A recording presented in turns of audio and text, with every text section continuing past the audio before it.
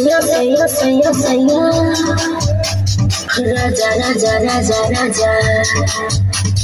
सैया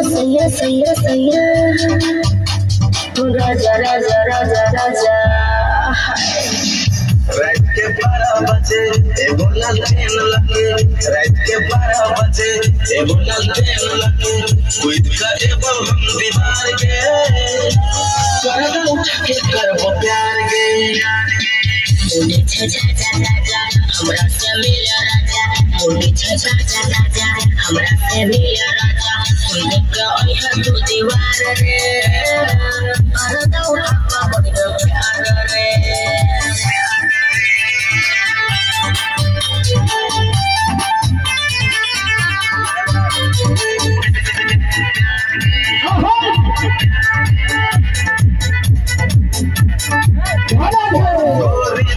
पतली कमर कातिल तो है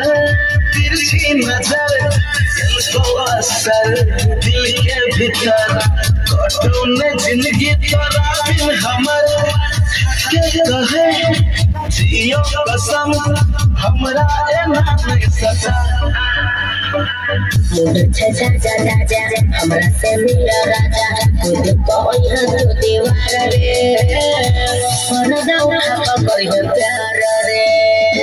रात के 12 बजे एगो लालटेन लगे रात के 12 बजे एगो लालटेन लगे कुछ करेबो हम दीवार के करदा उठा के करबो प्यार के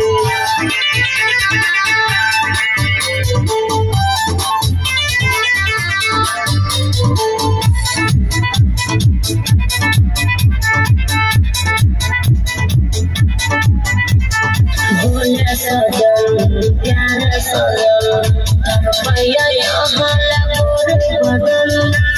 अंग में छैया सुहन मानन दिल मानन मन जल्दी सजन आहुआवन रहू में जुड़ी देना रात के 12 बजे एगो लालटेन लगे कुछ करेबो हम दीवार के करदा उठा के करबो प्यार के मुंडी छजा राजा हमरा से मिल राजा मुंडी छजा राजा हमरा से मिल राजा खुद को ओह तू दीवार रे करदा उठा के प्यार रे